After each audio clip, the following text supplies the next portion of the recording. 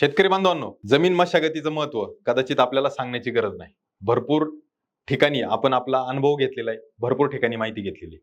परंतु आज आपण एका वेगळ्या उद्देशाने या व्हिडिओकडे पाहतोय की जमीन मशागत करत असताना यामध्ये नांगरणी याचा वाटा कसा आणि याचं महत्व किती याविषयी आज या व्हिडिओमध्ये आपण पाहणार आहोत. मित्रांनो, ॲग्रोस्टारच्या युट्यूब चॅनलमध्ये मी तेजस कोल्हे आपलं स्वागत करतो. ॲग्रोस्टारच्या युट्यूब चॅनलला अजून आपण सबस्क्राईब केलं नसेल तर सबस्क्राईब करायला का विसरू नका. मला असं वाटत नाही चॅनलवर हा व्हिडिओ पाहणाऱ्या कोणी शेतकरी आतापर्यंत सबस्क्राईब केलं नसेल, परंतु जर कोणी राहिलं असेल तर सबस्क्राईब जरूर करून घ्या. वेगवेगळ्या शेतीच्या विषयांची आपण जी उहापोह तो या चॅनलच्या माध्यमातून करण्याचा प्रयत्न करतो. तुमचे काही कमेंट असतात, तुमचे काही प्रश्न असतात, त्यांनाही उत्तर देण्यासाठी आम्ही प्रयत्न करत असतो. आणि मला असं वाटतं की यातून निश्चितच आपल्या ज्ञानामध्ये भर पडते, खर्चामध्ये बचत होते आणि उत्पादनामध्ये वाढ होते, असा एकंदरीत शेतकऱ्यांचा अनुभव आहे. मित्रांनो, तर मूळ मुद्द्याकडे आपण येऊया की जमीन मशागत करत असताना सगळ्यात पहिला टप्पा येतो तो नांगरणीचा. आणि आज आपण या विषय का चर्चा करतोय तर त्याला दोन वेगवेगळी कारणे आहेत. एक तर नांगरणी या पद्धतीमध्ये आपल्याला बदल करणं गरजेचं आहे का, कारण का ही एक पारंपरिक पद्धती. ज्यावेळेस आपले पूर्वज शेती करत होते त्यावेळेस वर्षभरात कदाचित अशा कितीतरी जमिनी होत्या का जिथे एकच पीक होत होतं. काही ठिकाणी दोन पिकं होत होती, दोन किंवा एक पिकापेक्षा जास्त पीक होत नव्हतं. आजच्या जमान्यामध्ये एका जमिनीमध्ये 4-4 पिकं सुद्धा घेणारे शेतकरी आहेत.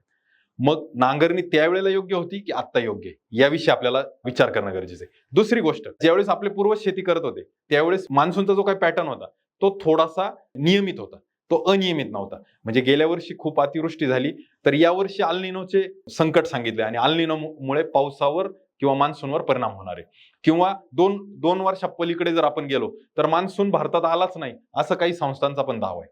मग हे जे काही बदल आहेत तर या बदलांमुळे आपल्याला नांगरणी करणे गरजेचं आहे की नाही आहे याचाही आपल्याला विचार करायला लागेल. अशा दोन महत्वाचे मुद्दे जिथं नांगरणी या गोष्टीविषयी प्रश्नचिन्ह निर्माण होतं. आता नांगरणीचे फायदे काय, तर पाण्याचा चांगला निचरा होण्यासाठी नांगरणी गरजेची, जमीन भुसभुशीत राहण्यासाठी नांगरणी गरजेची, आपल्या जमिनीमध्ये जी काय आपण पिकं घेत असतो त्या पिकांचे अवशेष राहतात, काडी कचरा असेल किंवा त्याची मुळे असतील, त्याचे दसकट असतील, तर या सगळ्याचं चांगल्या पद्धतीने जमिनीत कुजवण्यासाठी नांगरणी महत्वाची.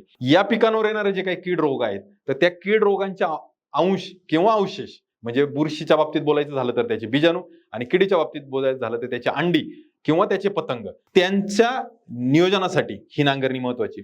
अजून नांगरणीचा फायदा काय की जमिनीमध्ये एरेशन चांगलं व्हावं, जमीन भुसभुशीत राहावी, पाण्याचा निचरा चांगला व्हावा, खतांचं मिक्सिंग चांगलं व्हावं. किंवा दुसऱ्या बाजूने जर बोलायचं झालं तर ज्यावेळेस आपण एकच वर्गातील पिकं सतत करत असतो तर जमिनीच्या काही थरामधला अन्न घटक उचलले जातात. किंवा आपण जे रासायनिक अन्न घटक वापरत असतो जसं की युरिया असेल किंवा डीएपी असेल किंवा बाकी 10-26 असेल तर एका ठराविक घटकामध्ये स्थिर होत असतं जमिनीच्या. मग तो थर बदलण्यासाठी, खालचा थर वर आणण्यासाठी, वरचा थर खाली आणण्यासाठी ही नांगरणी असते. असं समजून प्रत्येक शेतकरी नांगरणी करत असतो. पण यात काही मतप्रवाह असे आहेत की झिरो टिलेजला त्यांचा कल आहे. झिरो टिलेज म्हणजे काय, कुठल्याही प्रकारची जमिनीची मशागत करायची नाही, आहे त्याच जमिनीमध्ये आहे तसंच उत्पादन घेत राहायचं. मग त्यांची खुरपणी टाळायची, रोटावेटर टाळायचा किंवा नांगरणी वखरणी यासारख्या गोष्टी टाळायच्या. तर या झिरो टिलेजकडे जाणारे पण काही शेतकरी, मग त्यांना उत्पादन येत नाही का, तर त्यांनाही चांगलं उत्पादन येतं का. नांगरणी करणाऱ्यांना उत्पादन कमी येतं का, तर त्यांनाही चांगलं उत्पादन येतं. परंतु झिरो टिलेजमुळे होणारी खर्चाची बचत आणि नांगरणी किंवा बाकीच्या सगळ्या मशागती करत असताना शेतीला लागणारा भांडवल किंवा होणारा खर्च याच्या दोन्हींची जर तुलना केली तर मग आपल्याला या मुद्द्यावर यावं लागतं की आपल्याला आता ही याची काळानुरूप गरज आहे का. पारंपरिक शेतकऱ्यांचं जे मी उदाहरण यासाठी सांगितलं की प्रत्येक वर्षी एकच पीक, म्हणजे कपाशीवरच कपाशी यायची किंवा ज्वारी सारखं पीक केलं तर पुढच्या वर्षी परत ज्वारीच यायची, मध्ये आधी कोणतंही पीक येत नव्हतं. मग त्या परिस्थितीमध्ये नांगरणी फार महत्वाची होती कारण जमिनीचा थर बदलायचा होता. आता आपण पीक फेरपालट जर शास्त्रशुद्ध पद्धतीने करतो तर कदाचित आपल्याला नांगरणी करण्याची गरज नाही. आता पारंपरिक पद्धतीमध्ये नांगरणी अजून एका उद्दिष्टाने फायदेशीर होती की ती बैलांच्या माध्यमातून नांगरणी व्हायची, का ज्या नांगरणीचा आपल्याला 100% फायदा होत होता आणि जमिनीचा खूप खोल थर नव्हता काढत ते, तर काही थरामध्येच ती नांगरणी चालायची. आताच्या पद्धतीमध्ये काय समस्या आहे तर आपण ट्रॅक्टरद्वारे नांगरणी करतो. जितका खोल ट्रॅक्टर लावायला जाऊ किंवा जितका खोल नांगर लावायला जाऊ तितका ट्रॅक्टरचा दाब जमिनीवर पडतो. म्हणजे एका बाजूने आपण जमीन दाबत चाललोय आणि एका बाजूने नांगरणी करून मोकळी करत चाललोय. तर या अवजारामुळे किंवा या यांत्रिकीकरणामुळे आपल्या जमिनीवर त्याचा विपरीत परिणाम व्हायला लागला. हा झाला दुसरा गोष्ट. आता तुम्ही म्हणाल मग बैलांकरवी नांगरणी करणं शक्य आहे का, एवढं सगळं क्षेत्र किंवा एवढी जनावरं किंवा एवढे आहेत का उपलब्ध. तर बिलकुल नाही, वेळ पण नाही आणि तेवढे उपलब्ध पण नाही. आणि तिसरं महत्वाची बाजू मी तुम्हाला सांगू इच्छितो, किंवा तुमचे डोळे उघडतील ही जर बाजू सांगितली, बैलांकरवी अशा पद्धतीची नांगरणी आजकाल होऊच शकत नाही. कारण का, त्या जमान्यामध्ये आपल्या पूर्वजांकडून खतांचा वापर बिलकुल होत नव्हता, रासायनिक खतांचा. सेंद्रिय खतावर शेती होत होती. जमिनीत भरपूर मोठ्या प्रमाणात अंश पडत होते, सेंद्रिय कर्ब मोठ्या प्रमाणात होतं. त्यामुळे नांगरणी करताना जमीन मोकळी किंवा नांगर मोकळा चालत होता. आजच्या जमान्यामध्ये आपण इतकी रासायनिक खतं वापरली, जमिनीमध्ये विघातक घटक इतके आणून टाकलेत की आत्ताची जमीन चिकट झाली. ही ट्रॅक्टरला सुद्धा, म्हणजे जुन्या काळात 15-20 HP चे ट्रॅक्टर चालत होते, आता 45-50 HP वर आपल्याला यायला लागलं. म्हणजे आपल्या ट्रॅक्टरची पण हे वाढवायला लागली कॅपॅसिटी. इतक्या पद्धतीची जमीन खराब झाली. त्यामुळे ती पारंपरिक पद्धत आता तर शक्य नाहीच नाही. कारण का, त्याला कारणीभूत आपण आहे. मग आपण आपल्या जमिनीमध्ये सेंद्रिय कर्ब किती आहे, आपल्या जमिनीमध्ये जीवाणूंची हालचाल किती आहे, हे आपल्याला डोळे उघडून पाहण्याची गरज आहे. आणि ती जर नसेल तर नांगरणी करत असताना जर आपल्याला आढळलं की जमीन चिकट होते, ट्रॅक्टर मोकळा चालत नाही, किंवा ट्रॅक्टरला फार मोठा प्रेशर द्यायला लागतोय, RPM वाढवायला लागतंय, तर आपल्याला गरज आहे इथून पुढे आपल्याला सेंद्रिय कर्ब आपल्या जमिनीत कशी येईल, जीवाणूंची हालचाल कशी वाढवता येईल, यावर काम करण्याची, ना की नांगरणी करत बसण्याची. आता पारंपरिक पद्धतीमध्ये पिकावर तेच पीक येत होतं म्हणून नांगरणी होती, बैलांमार्फत होती म्हणून फायदेशीर होती. आता यांत्रिकीकरण आहे म्हणून ही नांगरणी फायदेशीर आहे का नाही, हा प्रश्नचिन्ह. याचं उत्तर कदाचित माझ्याकडे नसेल, याचं उत्तर कदाचित तुमच्याकडे नसेल, परंतु आपल्याला विचार करण्याची गरज आहे. बरं, मग नांगरणी करायची तर दरवर्षी करणं गरजेचं आहे का? तर तसंही नाही. नांगरणी ही आपल्याला कदाचित वर्षाआड, 2 वर्षाआड किंवा 3 वर्षाआड ही आपण करू शकतो. नांगरणी दरवर्षी करण्याची गरज नाही, कारण जितक्या वेळा तुम्ही नांगरणीला जाल, ट्रॅक्टर घेऊन जाल, तितक्या वेळेला जमिनीमध्ये जमीन दाबण्याची क्षमता किंवा जमीन दबेल आणि त्याचा जो काही ड्रॉबॅक आहे तो आपल्याला येईल. दुसरा असं, नांगरणीवरचा होणारा खर्च तो आपल्याला मोठ्या प्रमाणात खर्चात भार पडेल. मित्रांनो, ही झाली एक नांगरणीची पारंपरिक बाजू आणि आधुनिक बाजू. परंतु आता नांगरणी जर करायची असेल तर नांगरणी करण्याची पण योग्य वेळ आहे. कदाचित आपल्याला वाटेल की नांगरणी करण्याची कोणती वेळ, की मे एप्रिल मध्ये सगळे सांगतात की नांगरून शेत उन्हात तापू द्या, तर तीच योग्य वेळ. तर तसं नाही मित्रांनो, शेत हे उन्हात तापलं पाहिजे. एप्रिलच्या किंवा मे महिन्याच्या उन्हात ते तापलं पाहिजे.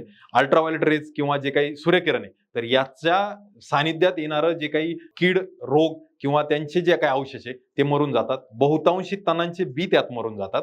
त्याचा फायदा आपल्याला होतो. परंतु ही नांगरणीची वेळ नाही, ही जमीन तापवण्याची वेळ. नांगरणीची वेळ कोणती आहे? जेव्हा आपण पीक काढतो त्याच्यानंतर ज्या जमिनीमध्ये जी साधारण ओल असते तीच योग्य वेळ आहे, ज्यामुळे आपल्याला फार मोठ्या प्रमाणात ढेकळं आपल्या जमिनीत होत नाही, कमी ढेकळं बनतात. उदाहरण द्यायचं झालं तर पीक आपलं डिसेंबरला निघतं किंवा जानेवारीला निघतं, तर आपण एप्रिलपर्यंत काहीच हालचाल करत नाही आणि एप्रिलमध्ये नांगरणी करतो.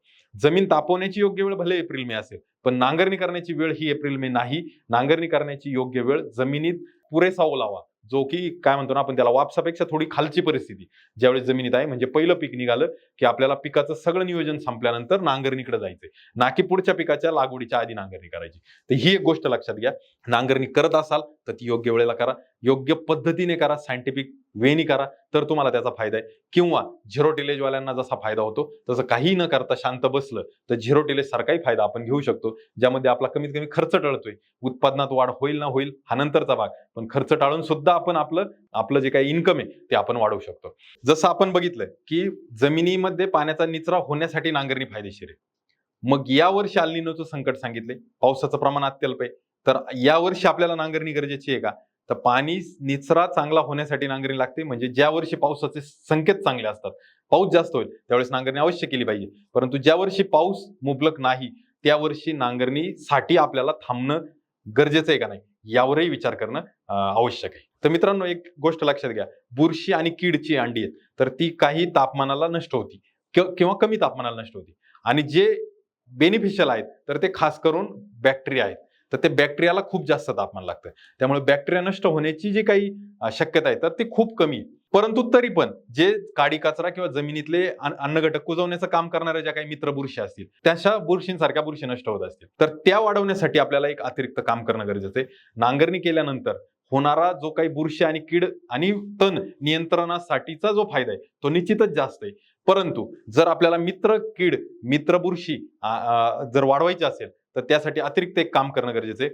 त्यासाठी चांगलं कुजलेलं जे शेणखत आहे तर ते आपण जमिनीत वापरायचे आणि ते शेणखत वापरत असताना त्याला चोळून जे काही मित्र कीड, मित्र बुरशी किंवा जे काही डिकम्पोजिंग करणाऱ्या जे काही घटक आहेत तर त्या जर त्याच्यात मिक्स केल्या तर निश्चितच आपल्या जमिनीची सूक्ष्म जीवाणूंची हालचाल ही आपण वाढवू शकतो. मित्रांनो, नांगरणी करून त्याच्यामुळे या ज्या काही बुरशी किंवा जे काही जीवाणू आपल्याला नष्ट करायचे, तर यासाठी मिळणारा कालावधी हा फक्त एप्रिल आणि मे महिना आहे. परंतु ज्या मित्र कीड किंवा मित्र बुरशी किंवा मित्र बॅक्टेरिया आपल्याला वाढवायचे, यासाठी आपल्याला मिळणारा कालावधी हा 10 महिन्यांचा आहे. त्यामुळे तो आपण कधी करू शकतो हे करणं आपल्याला ठराविक कालावधीमध्ये क्रमप्राप्त आहे. म्हणून आपण हेही त्या अनुषंगाने विचार करणं फार गरजेचं आहे. मित्रांनो, आणखी एक गोष्ट अशी की आपण नांगरणी करणार, तर ज्यावेळेस आपण हंगामी पिकं घेतो, तर त्या हंगामी पिकांसाठी या नांगरणीचे काही फायदे आहेत किंवा त्या अनुषंगाने आपण याचा विचार करतो. परंतु काही अशी पिकं आहेत जी बहुवार्षिक पिकं आहेत. उदाहरण द्यायचं झालं तर आंबा, डाळिंब, द्राक्ष. तर बहुवार्षिक पिकांसाठी सगळ्या जमिनीची नांगरणी करायची आवश्यकता आहे का, याच्यावरही आपण विचार करणं गरजेचं आहे.